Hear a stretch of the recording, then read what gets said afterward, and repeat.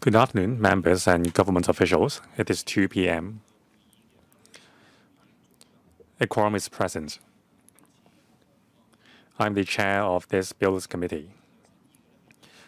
We will now be scrutinizing the Air Pollution Control Amendment Bill 2024. We have been joined by the government officials. I will not go through each of their names.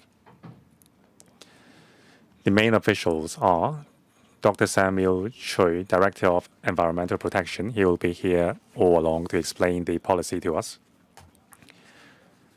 From the EEB, we also have the Acting Deputy Secretary, Dr. Ron Young.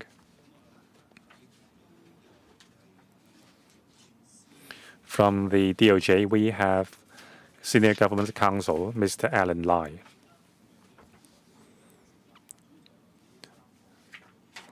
So these are the main officials today. Welcome to today's meeting. To facilitate the scrutiny process, I will invite the official to walk us through the bill right away and explain to us the policy measures. Which official will do the presentation? Director. Thank you, Chairman, and thank you, members. Good afternoon. Today we are briefing members on the Air Pollution Control Amendments Bill 2024.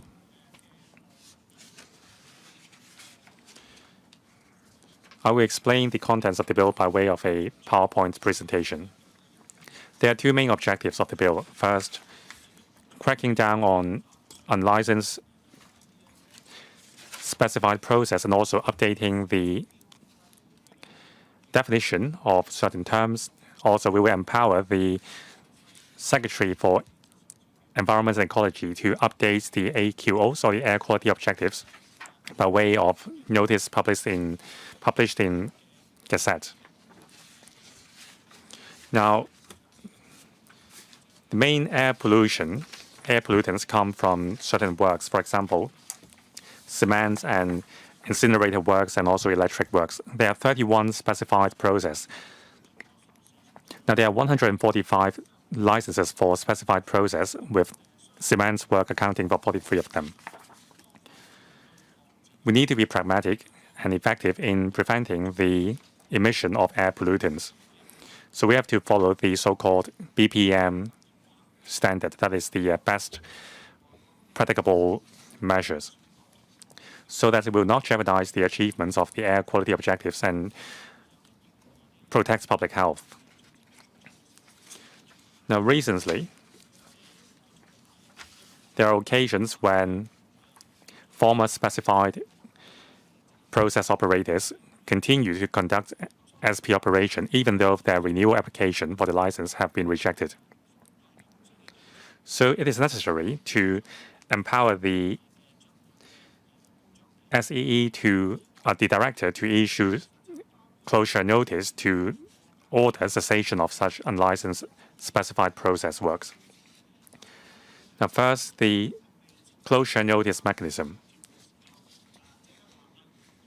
For an unlicensed operation, for example, if an SP operator has the application for renewal of license rejected,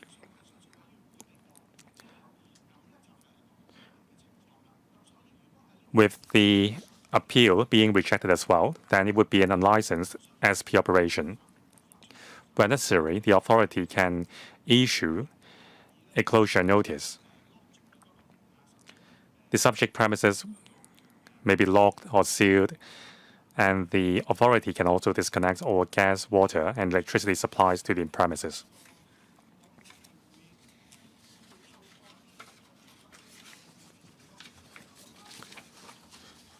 The CN, or the closure notice, would be affixed onto the entrance to the premise.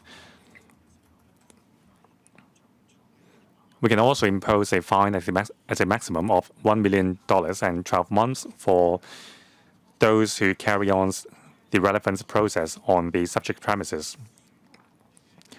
For any person who enters or remains on the subject premises or remove or defaces the closure notice, they will be subject to a fine of $200,000 and 6 months imprisonment. We have had a long discussion with the trade on enhancing the regulatory scope of cement works. Our proposals are supported by the industry. Now, first of all, the 50-ton total silo capacity will be amended to a total storage capacity also at 50 tons. Now, if the total installed of concrete mixer is of 30 is in exceedance of 3 cubic meters, or the total hourly concrete production rate is above 20 cubic meters per hour, then they will be incorporated into the control regime. There are also flexibility under the regime. For example, if a concrete mixer or a tank wagon transports cement materials into the premises, then the capacity will not be taken into account among the 50-ton capacity.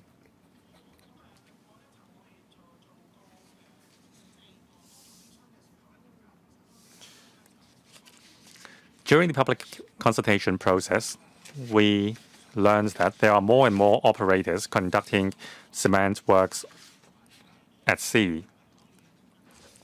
Now, to make the regime fair and more effective in protecting public health,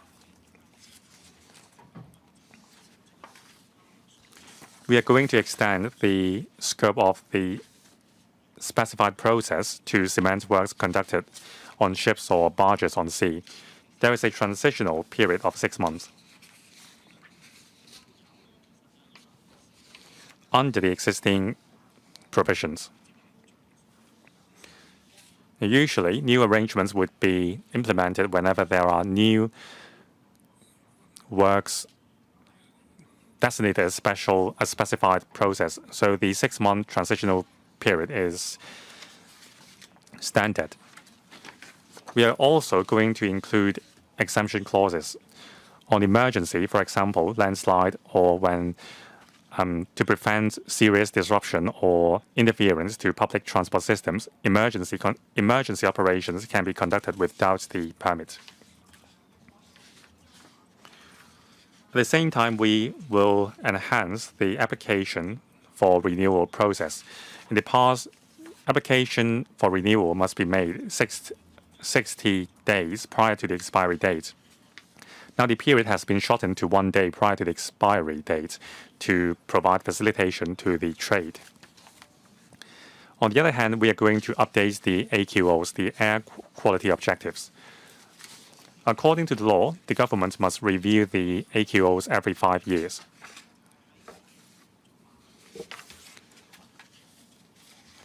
Now, for large-scale projects with environmental impact assessment requirements, they will have to fulfill the AQO standards.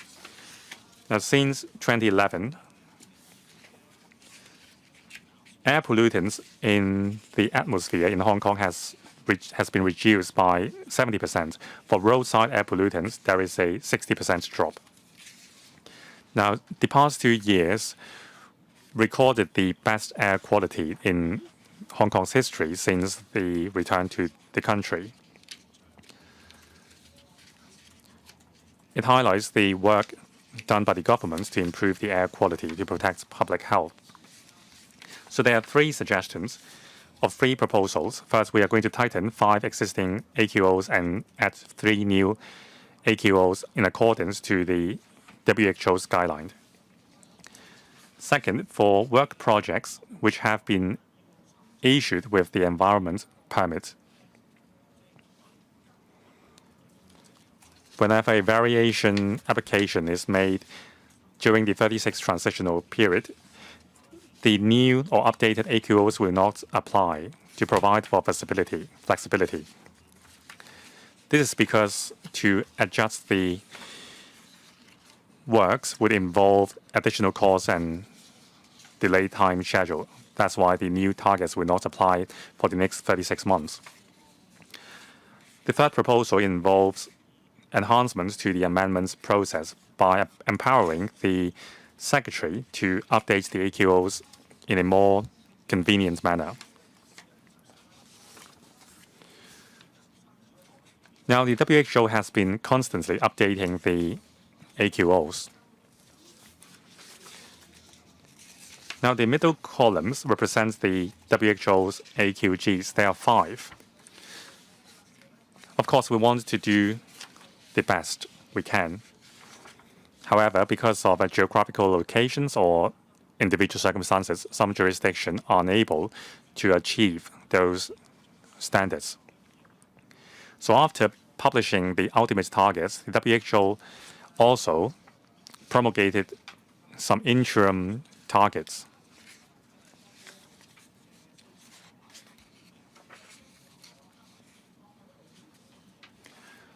In the transitional period, various places can choose to achieve the interim standards instead. Now, for example, for countries located in desert regions, when there is a sandstorm, the air pollutants target would be easily exceeded. So the target must be set lower. So we're going to tighten the 5 AQOs colored in blue. As you can see, for the ultimate goals or ultimate objectives, we have attained the ultimate standard of the WHO in these 7 pollutants.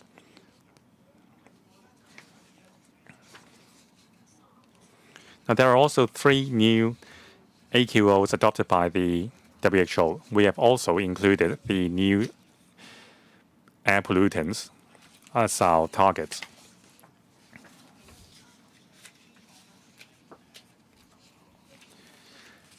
Subject to the support by the Bills Committee, we intend to implement the regulatory regime in the second quarter of the next year. Thank you. Members, in short, there are 2 major parts under the bill. First, amendments to the regulatory regime and definitions of the specified processes. Second, updates of AQOs in accordance with the latest WHO guidelines.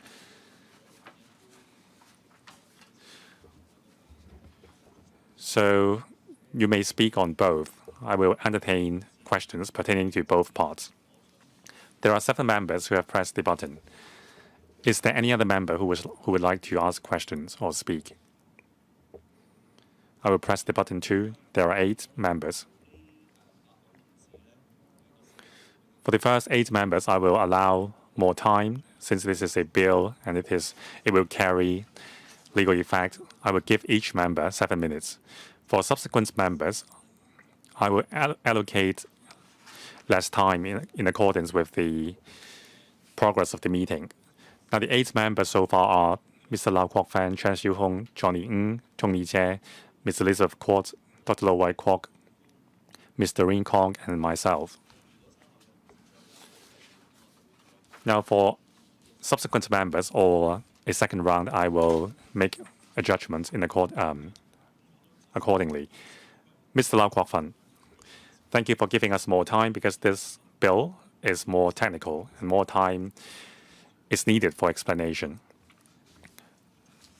I support the amendments to the Air Pollution Control Ordinance. I also support updating the AQOs. It will provide a better safeguard for the public's health and the environment. Now, I believe during the public consultation, the director must have heard the worries of the trade that they would be caught inadvertently by the new control regime. So how can we make sure that the bill has teeth while not catching the wrong ones? I thank the director for meeting with the relevant key bodies like the Hong Kong Construction Association and the Hong Kong Construction Materials Association. I think the bill has struck a balance. First, the total silo capacity is capped at 50 tons, and also there are exemption clauses on emergency works. So I think we support the general direction. when they are in compliance, the government can enforce the law and punish those wrongdoers. On air quality objectives, I understand that there will be a 36-month transitional period. Is that adequate? In certain cases, when people are investing to build factories, there would often be a 10 to 15-year return period. Even with a 36-month transitional period, it wouldn't be enough time to make changes. So say we only have slow and medium speed chargers. If you are asking people to use quick speed chargers in 3 years, they have to scrap everything. And they may not be able to put in infrastructure within the 3-year period. I do support powers given to enforce the law after breaching it. But say if renewal applications are rejected, if one has breached conditions due to inadequate technology causing pollution to the environment, I understand you would reject their renewal applications.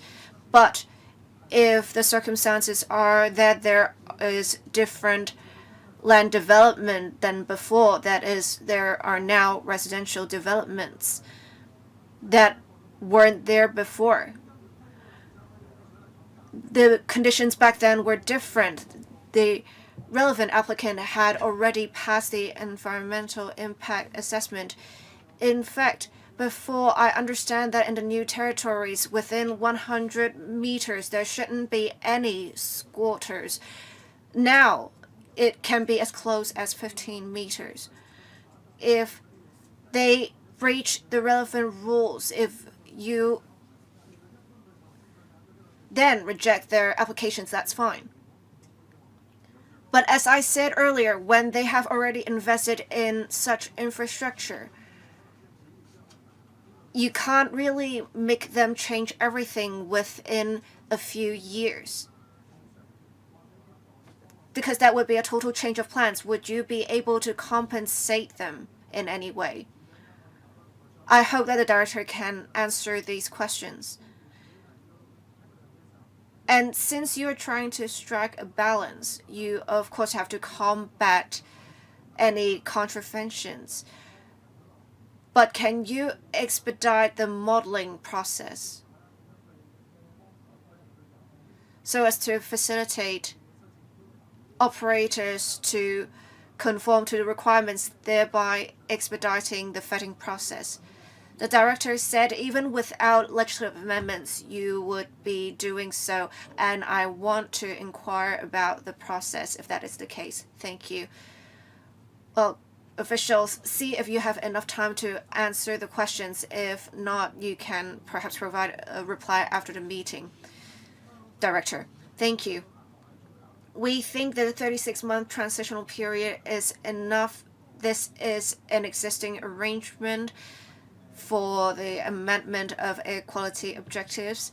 When we're proposing this, we had many different air quality related models to make projections for Hong Kong. We would have reference to the circumstances. The air quality of Hong Kong has improved significantly. Our vehicular emissions have reduced. Our emissions from power plants have also reduced because we have switched the source of fuel. We have now more electric vehicles as well. So in southern China, Guangdong province, Zhejiang, we have seen a significant improvement in air quality. That's why we believe the amended air quality objective shouldn't be hard to conform to. A 36-month transitional period should be enough. As Mr. Lau said, whenever there are new plans, the planning department has to make extensive consultations. They also need to have reference to the surrounding environment when making changes in plans. For example, back then there was a matter with the design of buildings.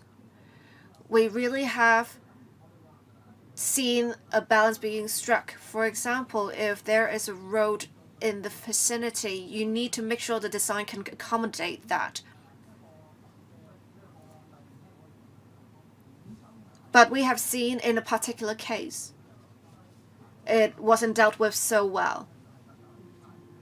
It would constantly cause nuisance. That's why something had to be done to amend legislation. I will answer the last question. Please be brief. All right.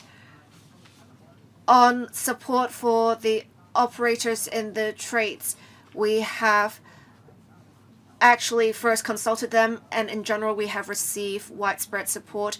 In fact, also, applying for a license does take some time, but we have some systems online that can implement air quality models, and once they have such data and try to obtain a license from us, the process would be much faster before they would need to hire a consultant. So the process now takes place online. We have also been teaching operators how to make use of the models. The process is now much faster, and the trades really appreciate that. We hope that with this new approach, we can help compress the process for applying for licenses. Thank you. Mr. Chen Su-hong. Thank you, Chair. The EPD has found that when certain cement works operators, after renewal applications have been rejected, continue to undertake specified processes, and they try to circumvent the regulations by moving their operations elsewhere. I therefore support the administration for implementing legislative amendments, including the statutory closure notice mechanism, as well as revising the scope of cement works. The legislative amendments also include the amending of air quality objectives. I do support the various amendments. I just want to make sure the amendments are implemented effectively.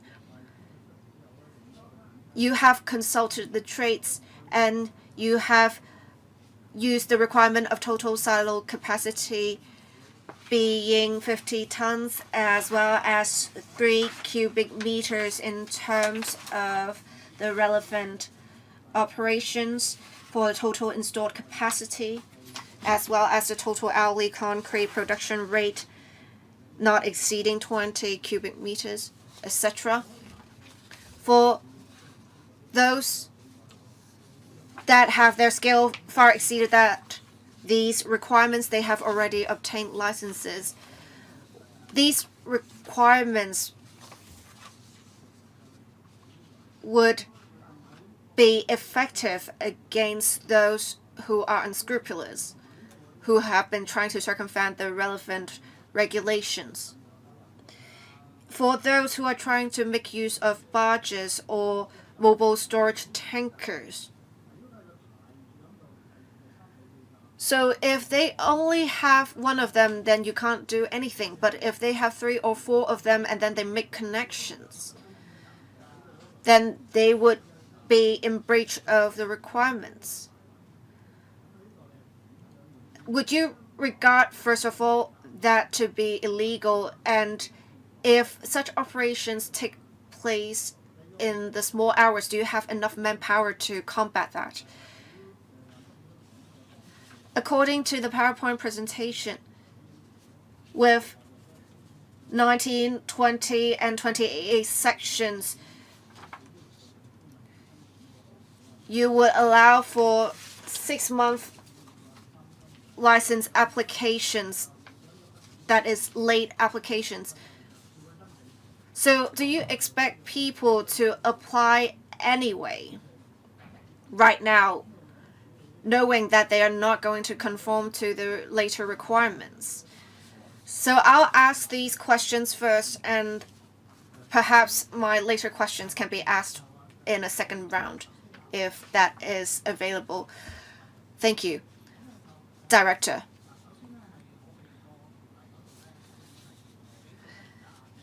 Thank you, Chair. We allow for a single vehicle, and right now the biggest ones would only range from 20 to 30 tons. We will allow for that because right now it is necessary to provide a vehicle to provide suction to suck in the concrete. But let me say this, connections are not that easy to make. And a single vehicle would occupy much space. There would be transportation of materials. And with operations undertaken during nighttime, that can be dealt with by AI cameras. The installation of such. So it wouldn't be easy for operators to circumvent enforcement. And we are talking about we have a total installed capacity of concrete mixers exceeding 3 cubic meters and the total hourly concrete production rate exceeding 20 cubic meters. For concrete operations, we do not expect what the member said to happen. For transitional arrangements, I'll let my colleague answer that question. We have 31 specified processes. In the beginning, we would have a transitional period.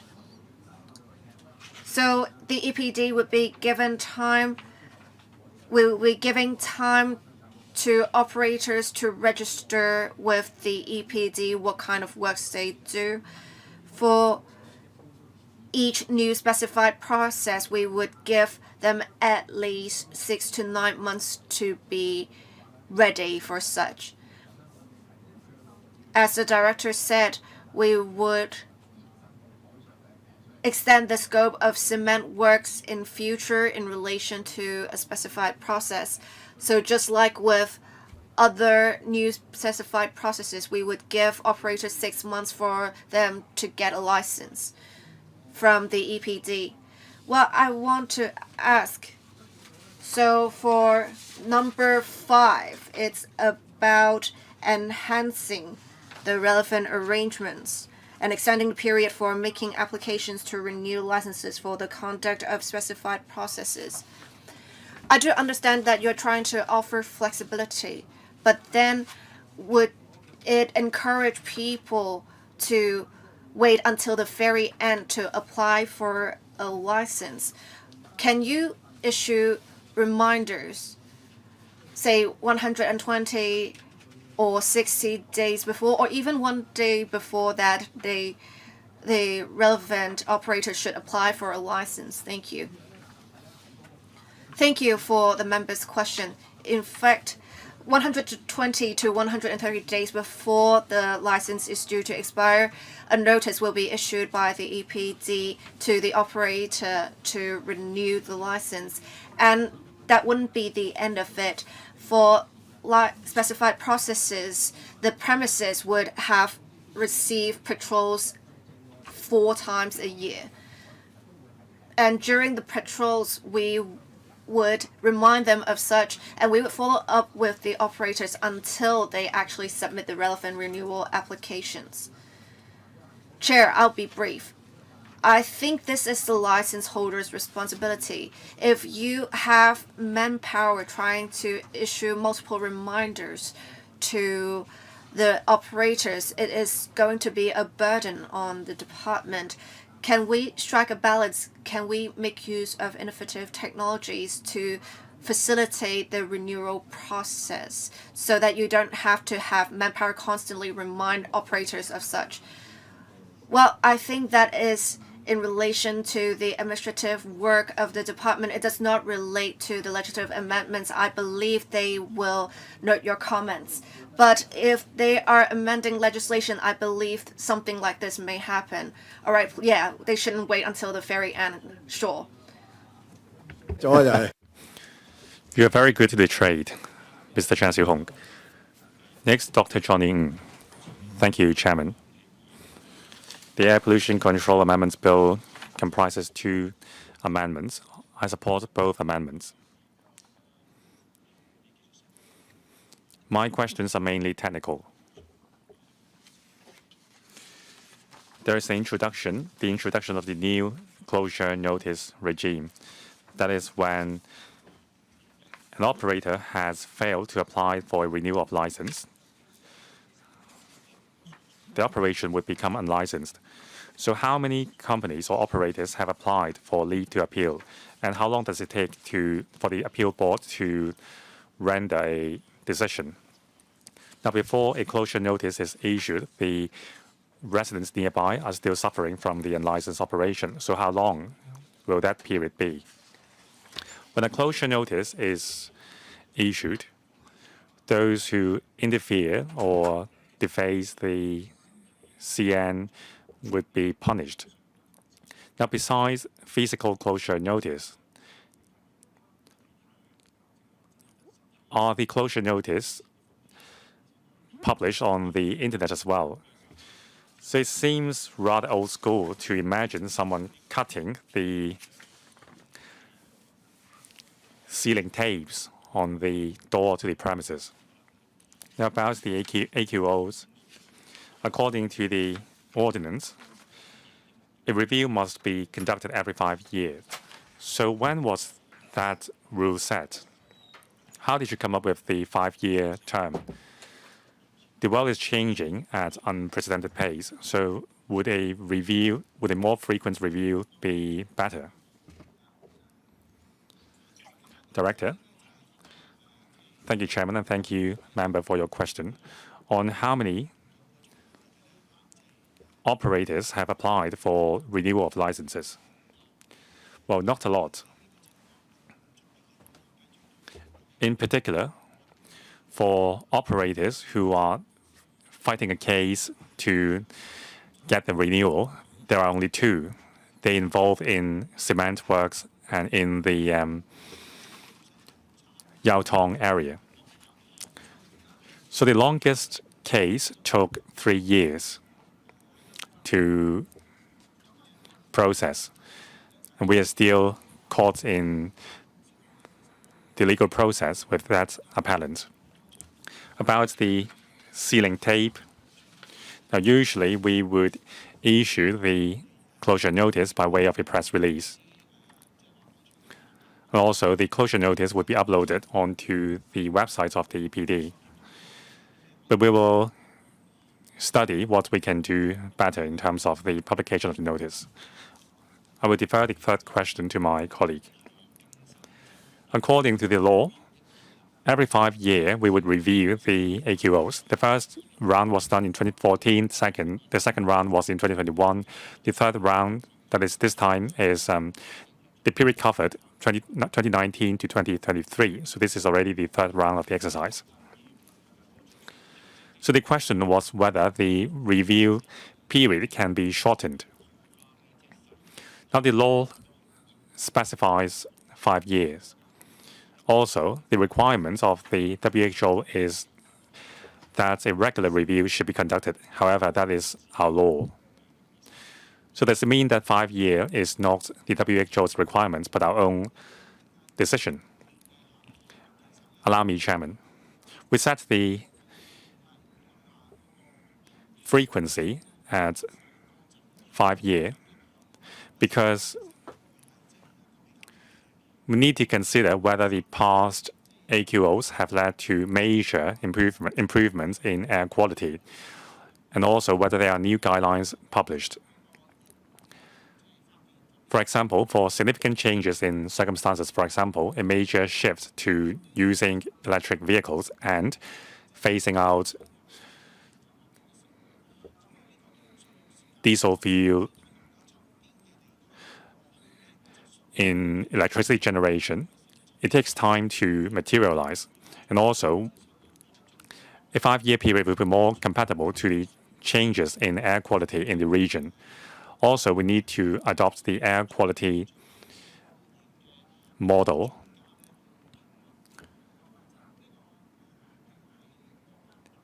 and discuss the results with the air quality experts in Hong Kong. We need to sit down with the experts in the field from various universities.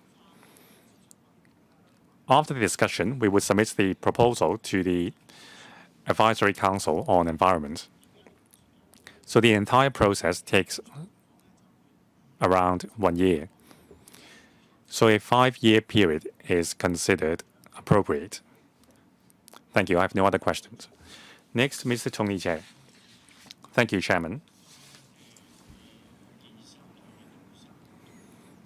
The proposal to plug the legal loophole and prevent circumvention of the law and also improving the AQOs and the air quality as a result, that is a good thing.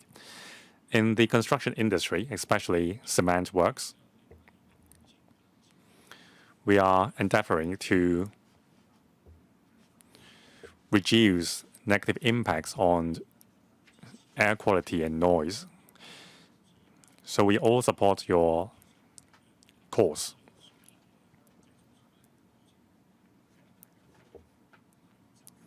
Now, cement works and cement operations are notorious for the nuisance they cause. Cement batching plants would also give rise to a lot of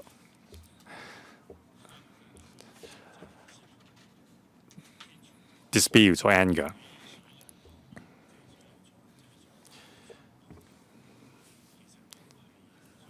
Now, in terms of the distribution of cement batching plants in the territory, I believe the government should conduct a study on it.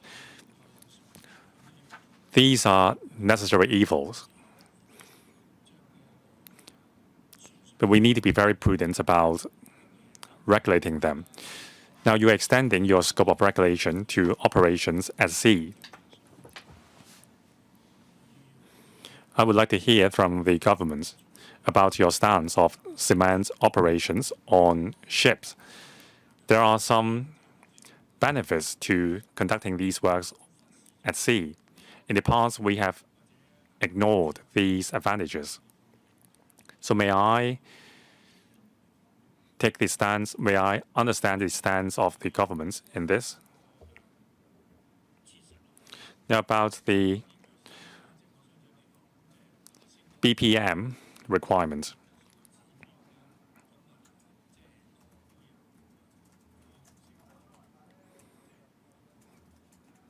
Now, we have asked a lot of questions concerning the revised AQOs, for example, the particulates. Now, the number of allowable exceedance has been reduced to 18 times for PM 10, or rather PM 25. So actually, we would like to avoid exceedance in all course. So what is the stance of the government in this? Now, about cement operation on ships.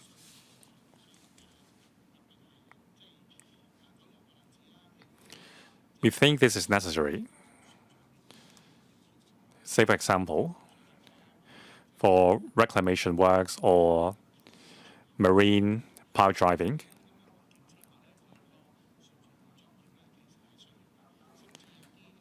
cement operations at sea is necessary, in particular for large-scale infrastructure projects. When the site is near the sea, by allowing on-sea cement operations, it would provide a lot of convenience to the trade. Still, we need to ensure that the cement operations at sea comply with our rules without affecting the public's health. That's why we are subjecting the cement operations on ships or barges to the same level of restriction or regulation. Air quality modeling applied to at land operation can be applied to at sea operation as well.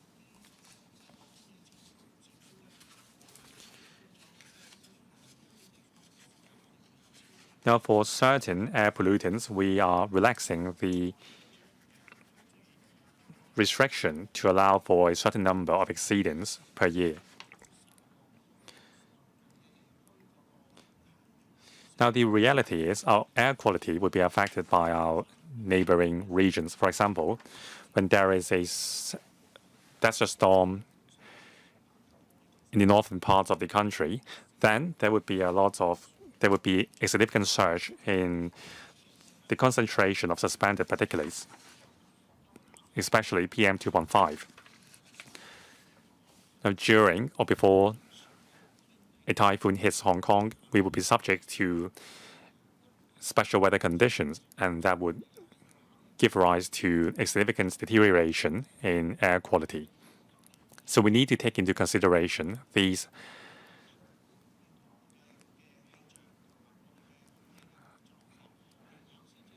scientific data. Now, by studying the history of our weather data, we can calculate the likelihood of attaining the AQOs. So we need to consider these factors as well. Chairman, I would like to ask more questions about at-sea cement operation. Since it is so difficult to identify a plot of land to conduct cement works, I wonder what the government stance is concerning cement works at sea. Now, if that is made possible, we can prevent a lot of disputes or conflicts. Or rather, are there acceptable model of cement works at sea in existence right now? As I said, for drilling work or reclamation works at sea, they are actually cement works. So we do have existing cement operations at sea. Whether we should encourage this model of operation, well, given our scarcity of land, it's very difficult to find a plot of land to run a cement batching plant. That's why we hear many stakeholders in the industry mention their interest of running a cement operation at sea. Now, in terms of issuing a license, factors we would consider include the whereabouts of the operation. There is bound to be some restriction on this.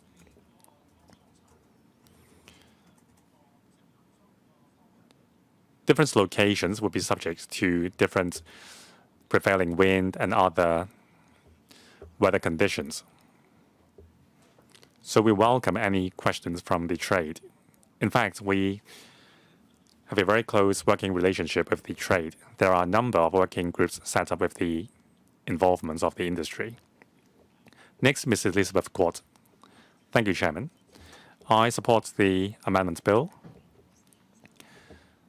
Over the years, I have received complaints from residents in Yau Tong that the nearby cement batching plant has caused a lot of air pollution to their detriment. Now, I think the government once said that the license of the cement batching plant will not be renewed. However, its operation continued. So it made a lot of complaints to the government, but it seems the government was unable to cease the operation of the cement batching plant, and then they were allowed to move the operation at sea and continue their operation. This is a giant loophole in the law. Back then, together with the chairman and other members, we have urged the government to plug the loophole by introducing an amendment bill. Operation of cement works must be brought under control to prevent nuisance caused to the residents. So I support the amendment bill today. I think the amendment bill can effectively plug the loopholes that we mentioned. Of course, there are views from the trade that after the bill takes effect, it may cause significant challenges to the operation of the cement industry in Hong Kong. So has the government conducted a study after the passage of this bill, how many complying cement works operators will there be in Hong Kong? Will the government continue to support the operation of cement works operators in Hong Kong? Now, of course, in Yau Tong, the situation of cement operations at sea is unsatisfactory because it still causes air pollution and noise pollution. Can the government assign a remote waters to allow the industry to continue operation while preventing nuisance caused to the neighborhood? Now, in terms of supply of cement and numbers of complying cement batching plants, what is the government's estimation?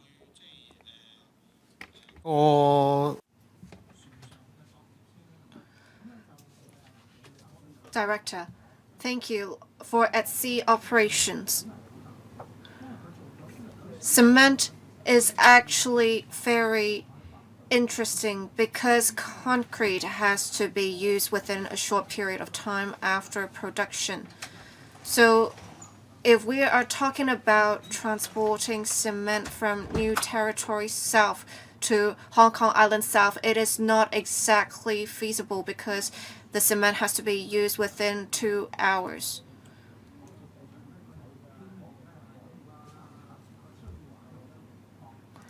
We want to make sure, even if such operations are to be undertaken on vessels, they have to be close to shore enough so that the products can be used within 2 hours. So in future, we will have regard to the vessels' berthing spots. We will try to provide technical support to the trade. And as I said earlier, working groups have been set up to resolve issues faced by the operators and expedite the relevant processes. On the supply of cement, we have seen the government making plans.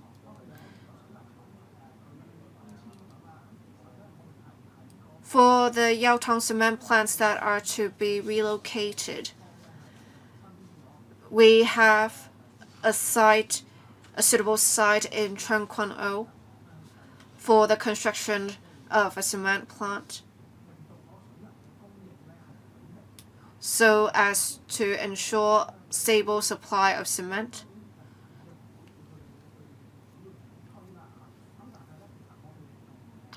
Well, the initiative is not led by the EPD, but we have been actively liaising with the Development Bureau to provide them with advice which locations would be suitable.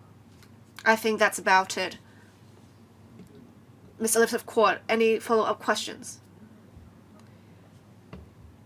Has the administration made assessments as to whether we have adequate cement supply in Hong Kong? We have liaised with the Development Bureau. We believe we have adequate supply of such. Thank you. All right, next, Dr. Lo Wai Kwok.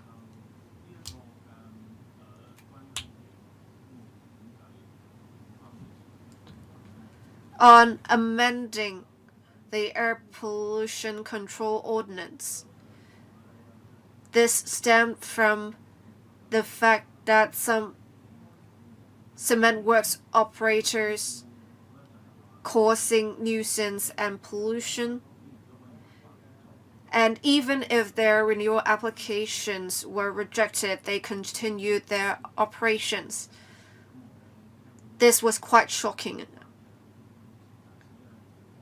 I understand that the officials mentioned these operators had tried to employ delaying tactics in law.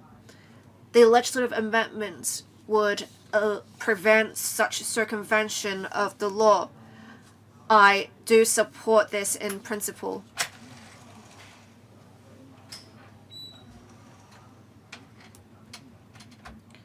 Early on, the trades were worried that with potentially an across-the-board approach, the compliant operators may also be punished.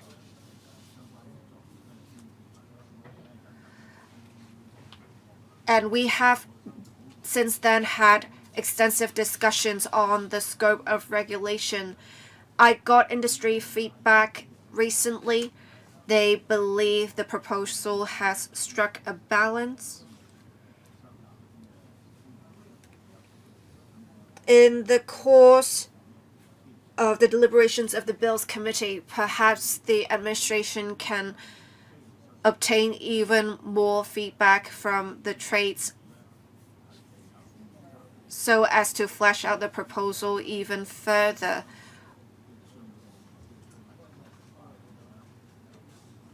While with certain cement works, there is a defense of emergency to make sure emergency works can be undertaken. I have a suggestion. Perhaps we can go into the details during the clause-by-clause examination. I just want to ask if the administration would offer flexibility, in the sense that temporary permission of operations can be granted under exceptional circumstances. This wouldn't tie your hands in having to make sure applications are processed urgently, but that would also allow operators to continue with their operations. On penalties have been increased. The maximum fine is $1 million, and if there is a continuing offense, one can be charged $50,000 per day.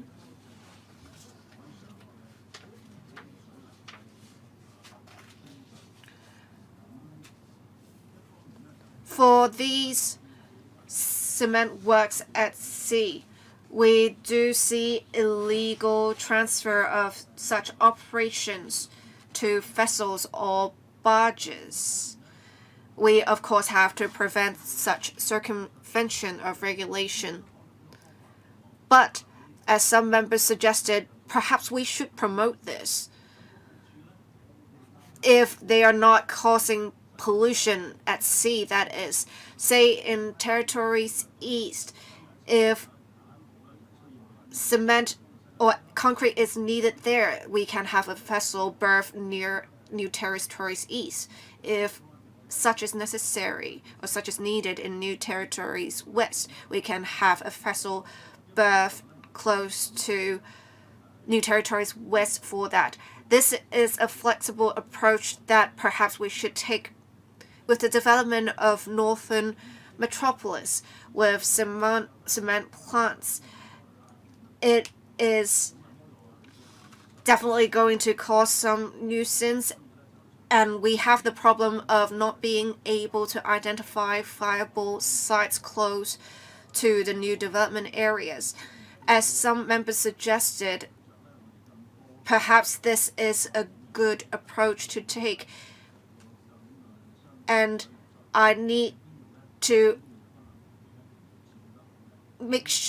urge the government to make sure with the development of northern metropolis, you need to make sure you locate a viable site for cement plants and you should make plans early on for that.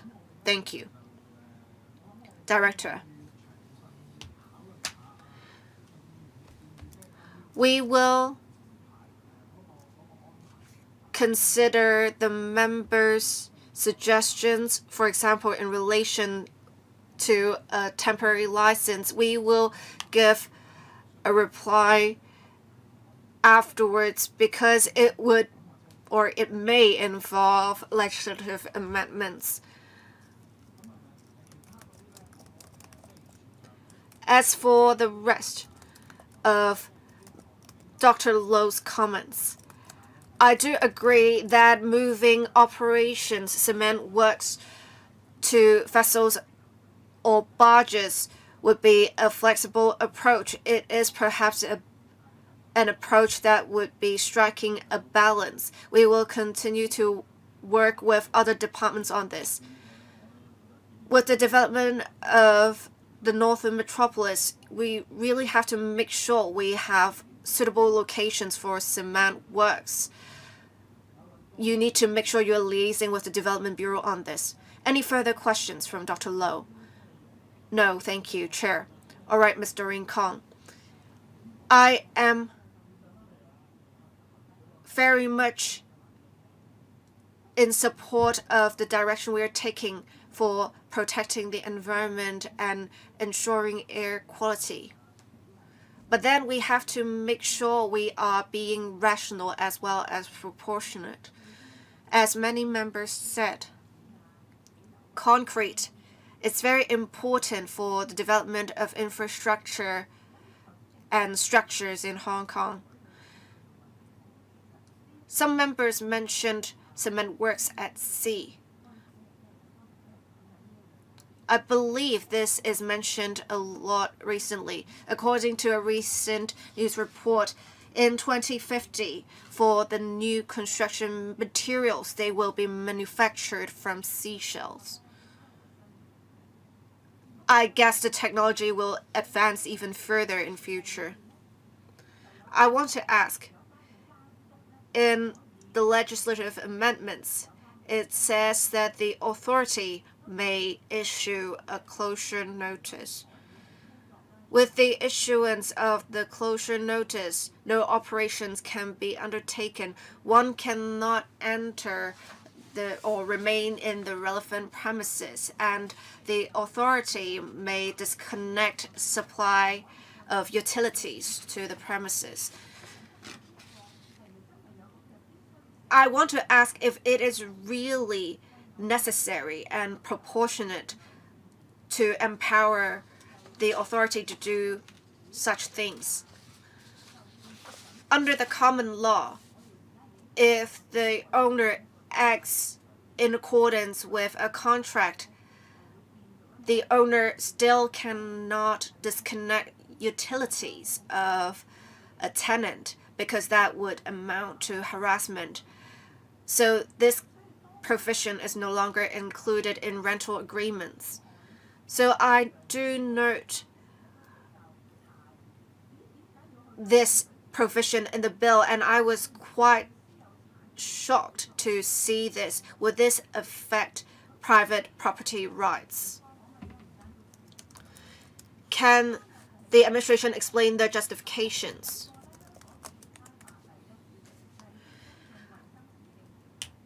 Now, I have reference to the relevant hotel and accommodations ordinance, guest houses ordinance, as well as the municipal services ordinance.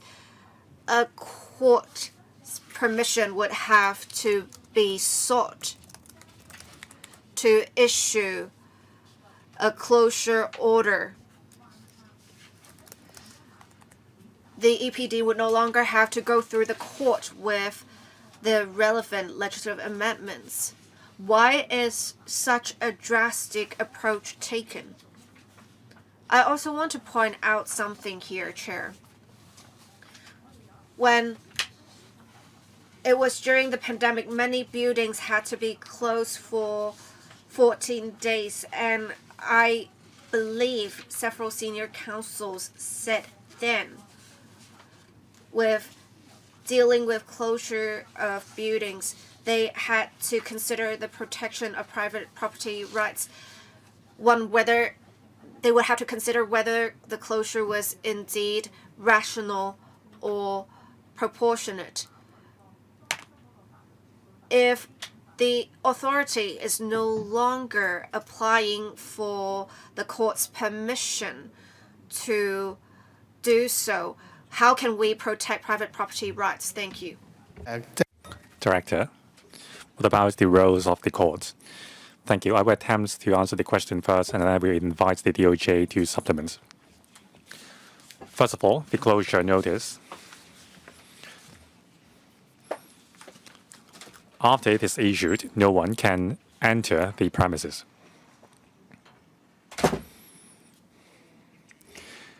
However, if the person is the owner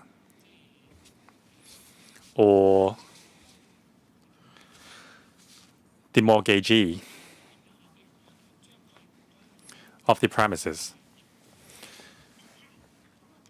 someone who has the land title, then an application can be made to the EPD to gain entrance into the premises.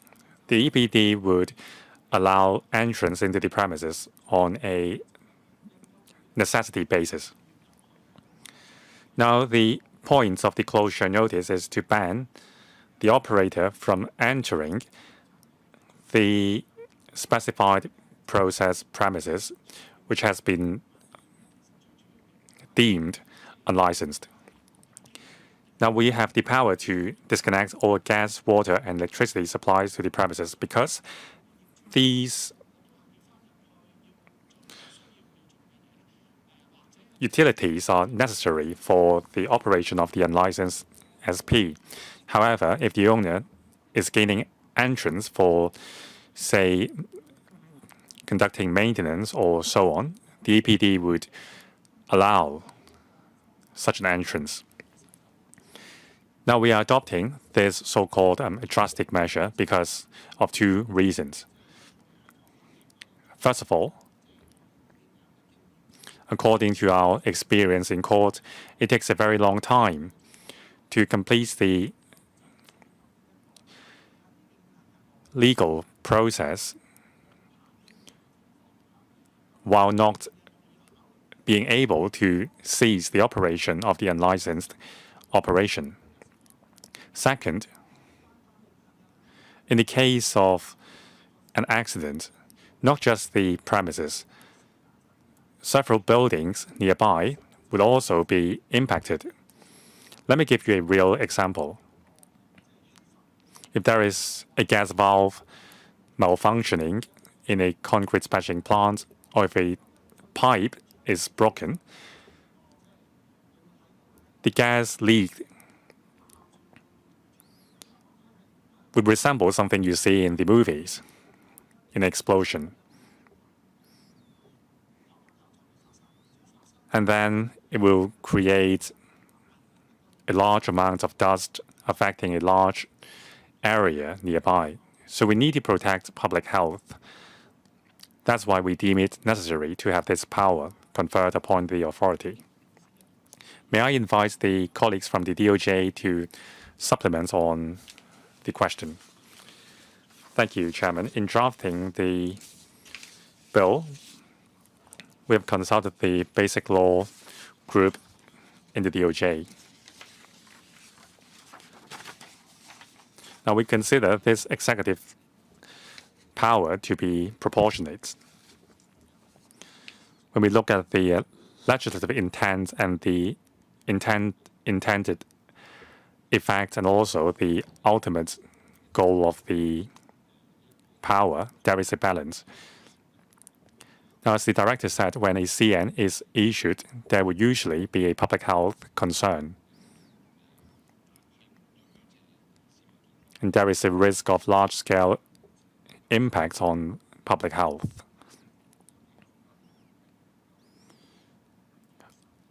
At the same time, the closure notice is not permanent. It depends on whether the operator has rectified their work process and obtained a proper license from the EPD. They also have the right to apply for cancellation of the closure notice. There is also an appeal mechanism. Having balanced all the previous factors, we think it is in compliance with the protection of private property under the Basic Law. Now, Ms. Doreen Kong, if you would like to pursue the question further, please press the button for a second round. Now, I think Mr. Chen Xihong and Dr. Lo Wai Kwok are also asking for a second round. Ms. Doreen Kong as well. Now, I will make a judgment on how much time I'm going to allot to the members in the second round because it seems that we have been overrunning. Still, in the first round, we have Ms. Eunice Yong, Mr. Frankie Yang, myself, and Mr. Bill Tang. 7 minutes for all three members. Ms. Eunice Yong. Thank you, Chairman. I declare interest. I am a consultant to a company which is involved in cement works. We understand the needs of the industry. From what I heard, I think the government also understands why cement works are very important for building projects. Now, the industry has a higher awareness on environmental protection in their works now. This is the global trend.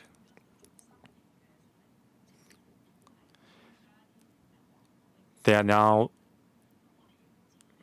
migrating to more environmentally friendly operation method and also newer materials.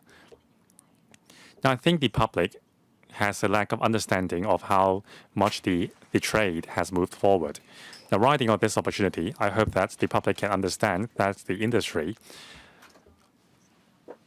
already has a heightened awareness on environmental protection. I've visited the concrete batching plants in Guangxi and Guangzhou. They have a dust-free operation model. The silt and the waste created would be processed on site. Some of the waste can even be recycled into useful materials. I think this is very good for enhancing the environmental awareness of the public. I believe the regulatory regime will kick in by middle next year. Of course, for those operating concrete plants, they can still continue their operation. But they need to make use of the transitional period to comply with the new requirements. And also for license renewal and at sea operation, there need to be more clarification with the government. So for renewal of existing licenses, after the new regulatory regime has kicked in, will it be more difficult for the operators to get a license renewal? And also, for operators at sea, would it be even more difficult for them to get a new license? The EPD, the Lands Department, and also, I believe, the Development Bureau will also have different requirements on the operators. Will there be a one-stop information platform for them to communicate with the different departments? Director. Thank you, Chairman.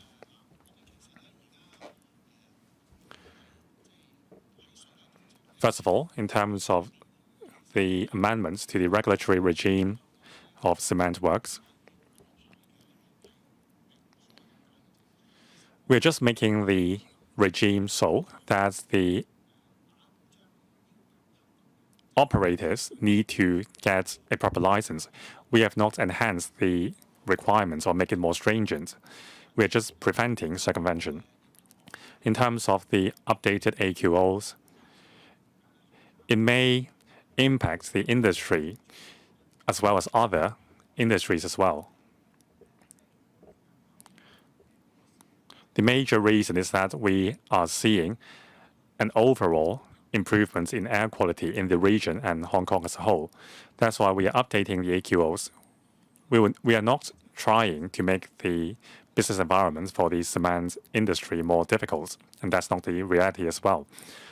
We have a very close dialogue with the cement works industry. Not just the EPD, the Development Bureau is also represented in the working group to come up with measures to help the industry. On operations at sea, we will also communicate our policies better to the trade together with other departments to come up with a better solution. Now, actually, the information platform has come online a month ago, and we have received very good feedback from the industry. No follow-up questions from Ms. Eunice Yung. Next, Mr. Frankie Gan. Thank you, Chairman. I have 3 inquiries. First, I would like to know a bit more about the closure notice. Prior to the issuance of the CN, will there be verbal warning leading to the issuance of the closure notice? And how far apart are these steps in terms of time? Second, after the amendments, can the operators still resort to legal process to delay the effect or delay the cessation of process? Third, about ships and barges. Let's say if the operator has 10 ships or barges with a capacity lower than 10 tons, then they can claim that these ships are not operating together and no license is required. So how can you enforce the law in this scenario? And after the passage of the bill, when will the law become enforceable? Director. Thank you. About the closure notice, the existing procedures still apply. When an operator is performing unsatisfactorily, we will refuse an application for renewal of license. Then the operator can file an appeal with the appeal board. The board is presided over by a judge. Having considered all relevant factors, if the decision is a no, then the operator would become unlicensed. Normally speaking, we would allow for 60 days' time for the operators to pack up and move out. We would allow for sufficient time for this. We don't usually enforce the closure notice immediately after the issuance. Of course, if the closure notice is ignored, then we would sue the operator for unlicensed operation. If it still continues, then we'll be forced to enforce the closure notice. So the system is just the same. So the question asked by Mr. Ngan just now was, after the issuance of a closure notice, when the operator chooses to file an appeal or judicial review, is there another workaround for this? Now, after the closure notice is issued, the operator can choose to file an appeal with the board or with the court. However, during the appeal period, no cement works can be conducted on the premises. But there is another workaround. The operator can apply to the court to set aside our closure notice, but that involves a judicial review.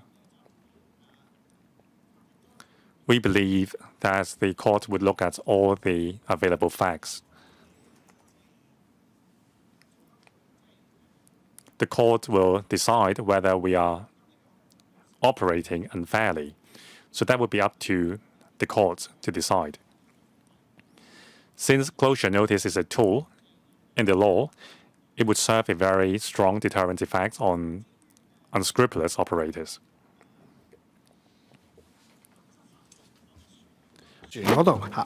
On enforcement at sea with multiple vessels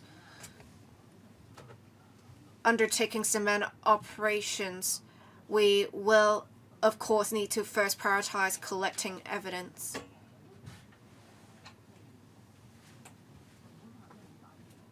But we would think this possibility should be quite minimal because it is not very cost effective for cement operators to carry out works that way. They need to make sure they conform to the relevant requirements. That is, the total hourly concrete production rate needs to be below 20 cubic meters, as well as the two other requirements. It may be easier for them to just apply for a license. Well, but on the other hand, if the multiple vessels would supply concrete to a single site, would that constitute evidence of trying to circumvent the law?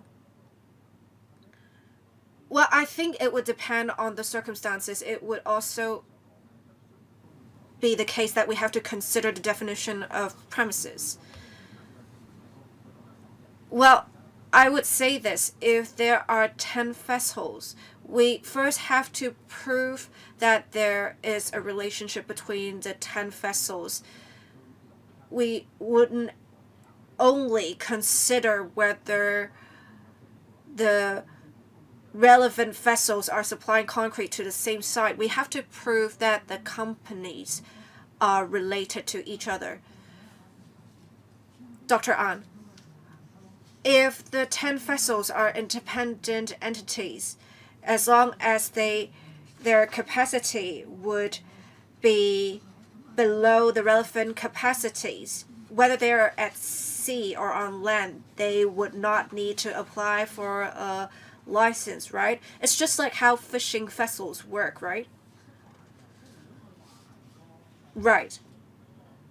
If there are 10 vessels, each of them is an independent entity. If they are trading with each other, we do not consider them to have a relationship. We wouldn't force them to be considered as a single entity and apply for a license. If, however, one is causing pollution, even when they are not covered under the regulation, there can still be enforcement. We can issue an abatement notice for them to improve on their operations. They need to minimize dust production. They may even have to suspend their operations. This is going to be my last question, Chair. When will this be made effective? We expect the bill to come into operation on 11th of April next year if passed. All right, this is actually mentioned in the paper. It is now my turn to speak for the first round. I see that there are 3 other members who would like to speak for the second round. I may draw the line here. I will ask other members if they have any further questions. No? All right, we will have Mr. Chen Siu-hong, Dr. Lo Wai-kwok, and Ms. Doreen Kong speak for the second round for 4 minutes. Do members agree to this?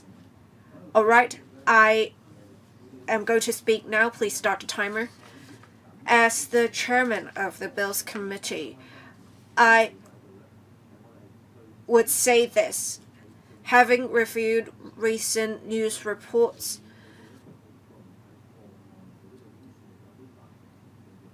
especially news reports on recent court cases or that for cases that are about to have their court proceedings, I urge members not to discuss such cases. I have some data-related questions. Right now, there are 145 specified process-related licenses, and there are 43 cement related. I want to ask, how many companies do you estimate will have to apply for licenses now, in addition to the companies before? Do you have a good platform for the relevant consultations with these potential license applicants? There are some in principle requirements to conform to. It may not be hard for operators to conform to such, but they are still requirements. One, they would have to conform to the relevant air quality impact targets. They would need to make sure there are no health hazards, and that they would have to make sure they are adopting the best practical means. Have you heard from the industry that some operators are suspending their operations because they think it would be difficult to conform to such requirements? For unlicensed operations, many think that enforcement will be difficult. How confident are you with the passage of the bill? The legislative amendments would be immediately effective against unlicensed specified processes. So if there are people who are trying to exploit this loophole of you having a transitional period, so within the 6 months transitional period, would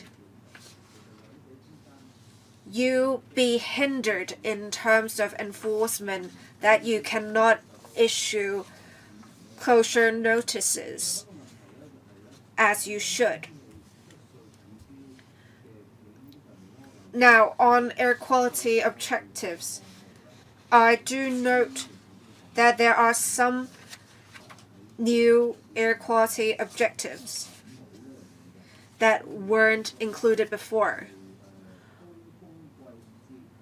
One, the peak season concentration of ozone in air, it would be an RT1 target that was a new parameter, and another one would be 24-hour air quality objective for nitrogen dioxide. It is also set at the RT1 target. Now, there's another AQO for carbon monoxide.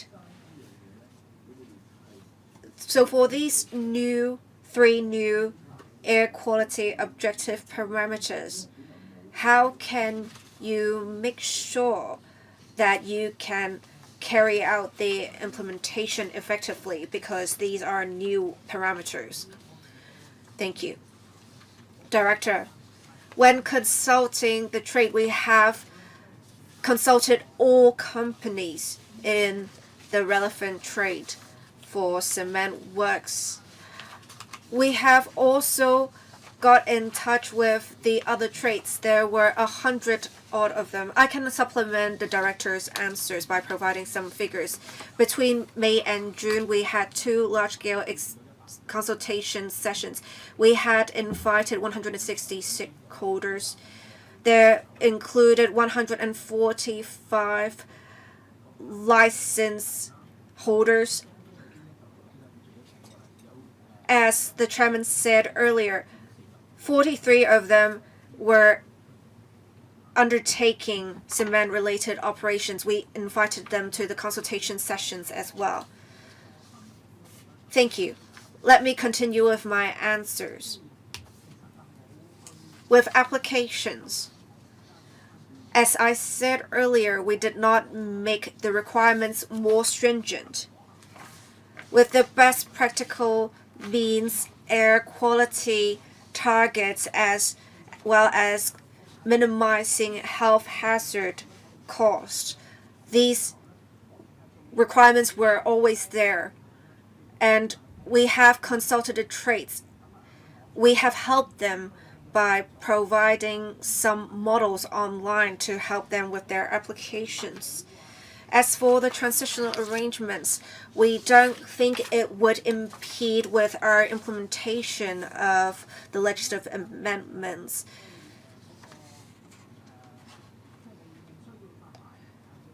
For potential license applicants, their operations would have to be operations at sea in order to be relevant. But with the 50 tonnage requirement, there is really no such additional need to obtain a license. And there have been previous license holders who have had their licenses rejected. They may now be regulated. These are the only groups that are to be regulated. Thank you. I'll let my colleagues supplement my answers in relation to air quality objectives. Thank you. We have reference to the latest WHO air quality guidelines. We want to safeguard public health. With reference to the WHO guidelines, when setting targets for Hong Kong, we will consider the local circumstances. We have 3 blueprints. We have a blueprint in relation to electric vehicles. We also have a clean air blueprint. We also have a blueprint for climate change. And these blueprints have various measures included. We have also implemented air quality modeling, and we have made projections for 2030 to see if we can meet the relevant targets with the circumstances and projections. So we had reference to the relevant blueprints. So with the new parameters, you are confident that you can achieve the relevant targets? Yes. Thank you. I'll draw the line here. I've seen 3 members wanting to speak for the second round. I'll read out the order in which members are going to speak. Mr. Chan Siu-hong, Dr. Lo Wai-kwok, Mr. Rin Kong. Mr. Chan Siu-hong.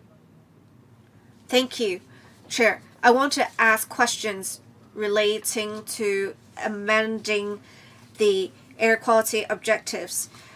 The director said that the air quality of Hong Kong has maintained at the best level since the handover for 2 consecutive years.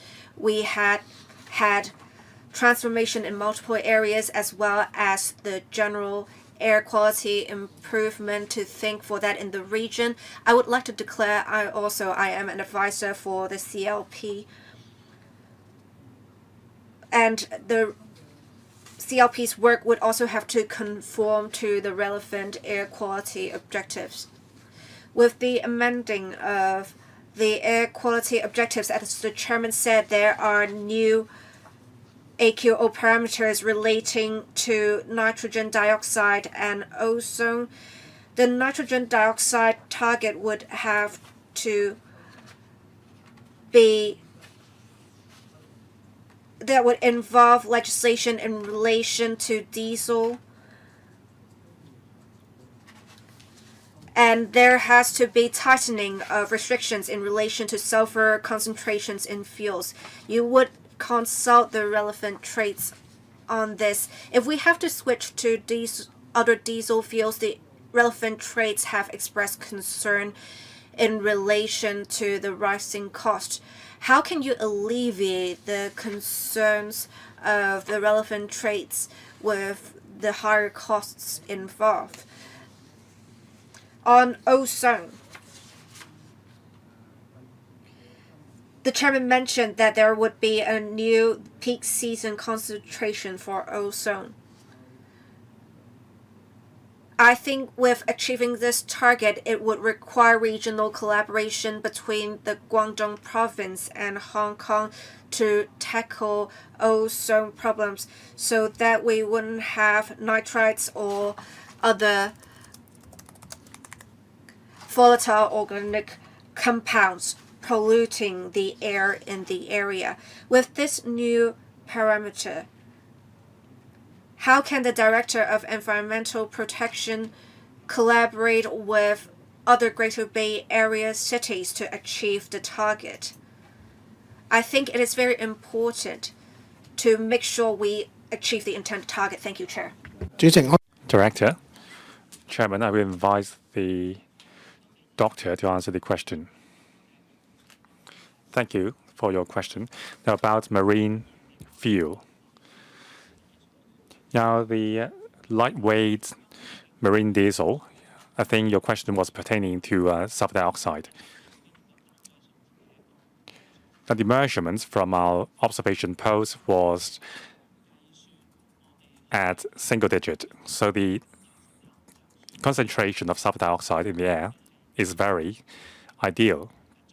Now, in terms of the progress of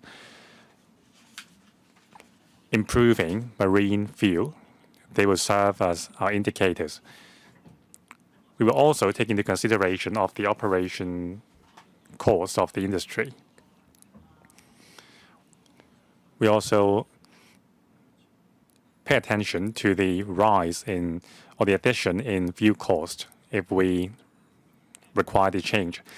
So according to your discussion with the trade, they don't have much issue with it. Correct. When we amended the law concerning marine fuel, we have been closely communicating with the trade about ozone. The second question from Mr. Chan was about ozone. Indeed, ozone is a regional issue. It is very complicated. Various cities in the GBA, including Hong Kong and also Macau, as well as other cities in the Guangdong province, face the ozone issue.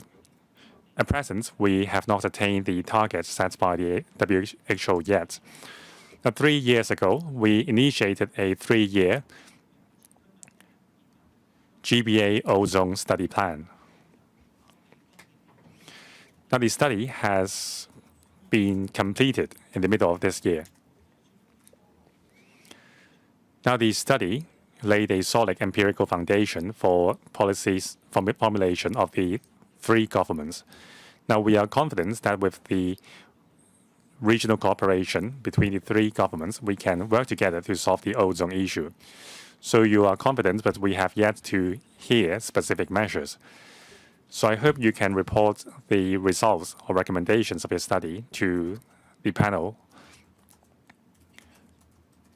so that our ozone level can be brought down to an ideal level. Director. Now, I was also involved in the discussion. The ozone issue is complicated because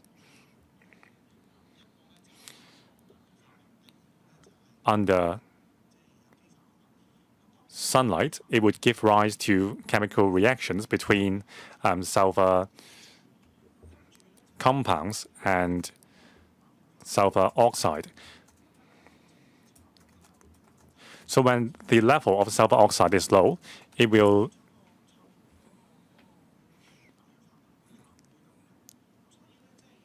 weaken the environment's ability to eliminate ozone, and vice versa. So you need to bring down the 2 chemicals together in order to bring down the level of ozone. In other jurisdictions, when emission restriction is heightened, it takes time to lower the ozone level.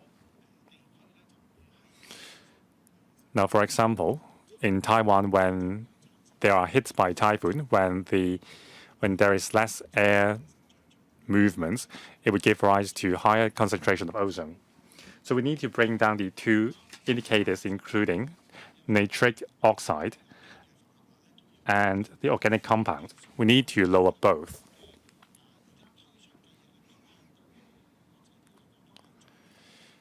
Many of our recent measures are important in bringing down organic compounds and nitric oxide.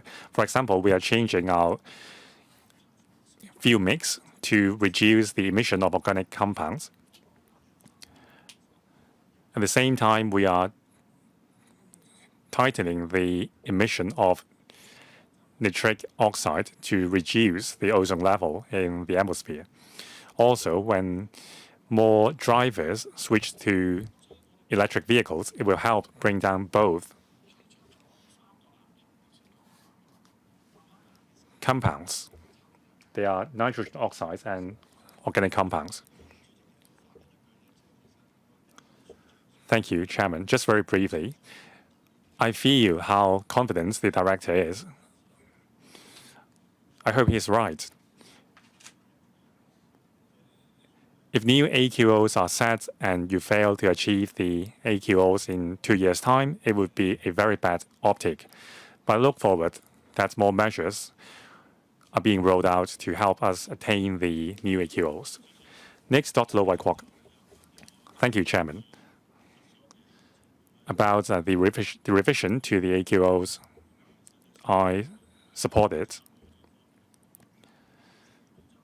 I've been part of the discussion for many years, and I've heard views in society accusing the government of not being aggressive enough, since we are not setting our targets in alignment with the ultimate objectives of the WHO. But we have to be realistic. Not many places in the world can achieve the ultimate targets because of individual situations. So I believe this is also the line to take of the governments in the past. We need to be realistic and pragmatic in setting AQOs. Also, the government pledges to continuously revise the AQOs upwards.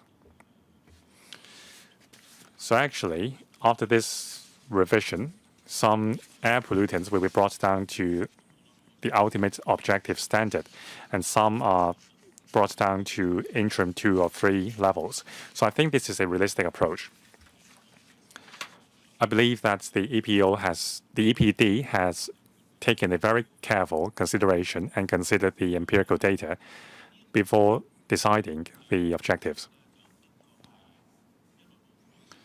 Indeed, air quality in the Greater Bay Area has been continuously improving.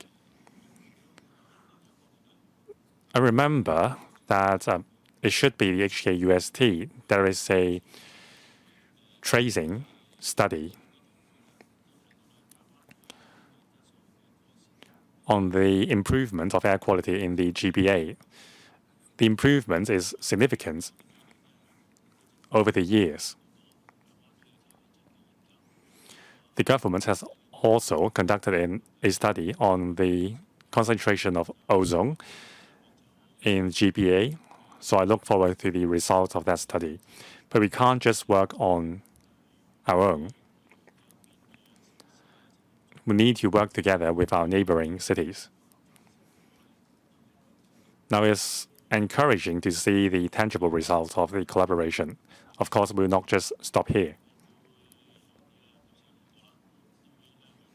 As I said, some of the AQOs are now at the ultimate objective level of the WHO.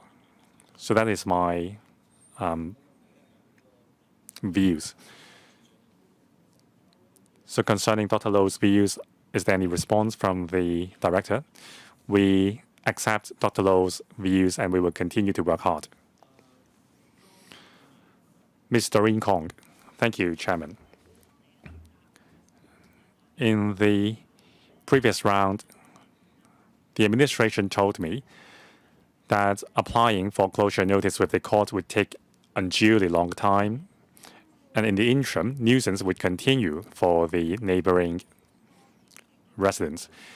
According to the government's experience, in recent years, how long does it take to apply for a closure notice with the court? I just want a ballpark figure for reference. Now, my feeling was that if the court is so inefficient, shouldn't you work with the DOJ to speed up the process rather than amending the law to bypass the court? My apologies, maybe that is because of my legal training. Second, I like the example quoted by the director.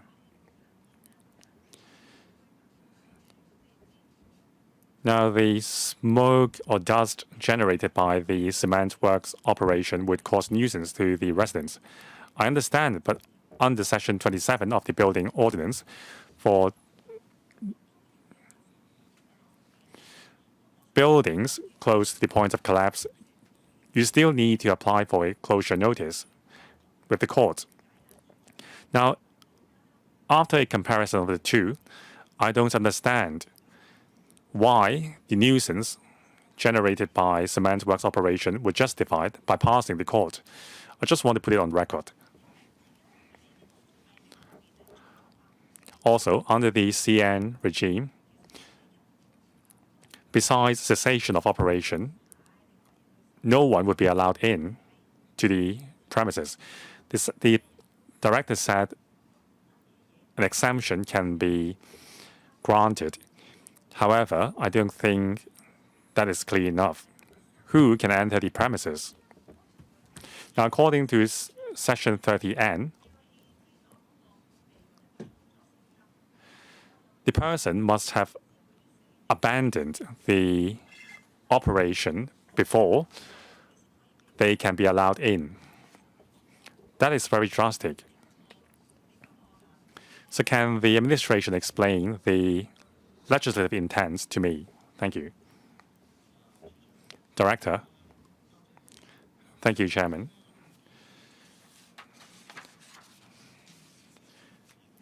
Now about real-life examples. Well, we didn't apply for a closure notice, but we did apply for an injunction order with the court. After granting the application, the next step would be an application by the other party to delay or defer the execution of the order, and then we would have to book a hearing date to deal with the matter. Now, 1 year has passed, and we are still caught in this process. So that's why we think closure notice is necessary. The main reason is public health. From data in the past, we see that these operations have a huge impact on the neighboring residents. Now, district councillors and lawmakers are very familiar with the impacts on the neighborhood. Now, about injunction order, about forbidding anyone from entering the premises. It is specified in the bill that when necessary, the person can apply for approval to access the premises with us.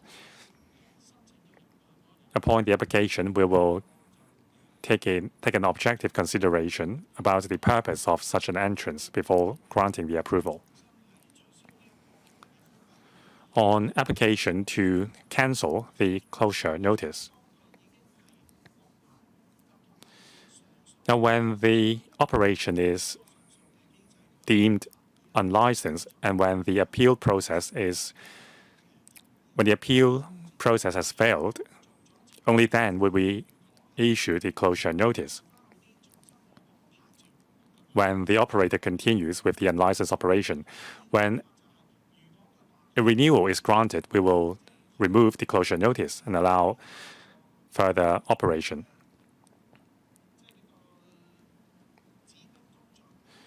Now, let's say this is a specified process. If the person has removed the chimney or removed the plants on the premises, then we can and will remove the closure notice. So we will just balance the needs to stop the operation from ongoing. The operator, on the other hand, can apply for a renewal of the license and continue with the operation.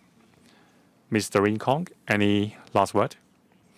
I will save my comments until clause-by-clause scrutiny. I can see that Mr. Tony Tse would like to ask questions for the second round. Would members agree to that? Even though I've drawn the line before, I'll assign a 4-minute time limit. Please, Mr. Tony Tse. My question is going to be simple. I want to ask about paragraph 22 of the paper on the defense of emergency. It says that for the defense of emergency, there would be such a defense available in the bill. So with the defense of emergency, is it the case that you would just charge people with this offense, or would you try to warn them beforehand? I think we need to communicate this very clearly to the officers. If we consider this early on to see what the approach is going to be, it would be better. That's what I think. Thank you. Director, in fact, it is always the case that when we are collecting evidence for cases, we would ask the relevant individuals what went on, and if they tell us the circumstances were that of an emergency, and if we agree, we would not even charge them in the first place. Well, I hope that guidelines can be promulgated for frontline officers. For this purpose,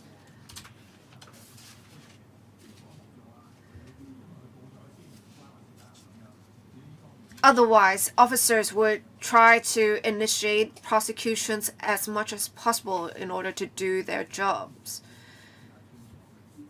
I hope clear guidelines can be given to frontline officers, therefore, for their reference. Can the director promise that guidelines will be promulgated? We actually already have guidelines, but we will make sure to remind frontline officers of this approach to be taken. In fact, we have a central prosecutions division who will be looking into each and every case and the relevant evidence. Thank you. Well, we have less than 15 minutes before the meeting ends. I want to ask if members have any further questions on the policy issues relating to the bill. We don't have much time left. We won't go into clause-by-clause examination today. We did talk about consulting the trades, but then the problem is the bill covers also amendment of air quality objectives. It may cover more than just the cement trade. I would suggest inviting public written submissions for the bills committee. Do members agree to this? All right.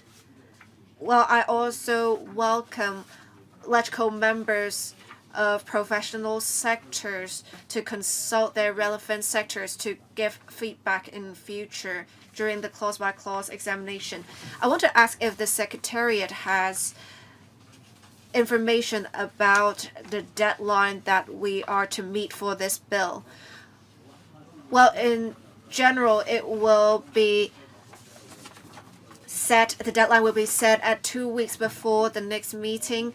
Once the submissions are received, they will be circulated among members. I also want the administration to provide a written reply to submissions before the next meeting is convened. If we have the relevant information, if there is no need for further discussions on policy issues, I believe with all the information given, we can start the clause-by-clause examination. If members don't mind, I will set a longer meeting duration for the next meeting to make sure we complete the clause-by-clause examination as well as discuss the relevant public submissions as well as to give members time to ask further questions if necessary. If members have any comments or views, you may raise them at any time. So I think that ends the discussion of the main item for discussion today. Any other business? There's no other business. Meeting adjourned. Thank you.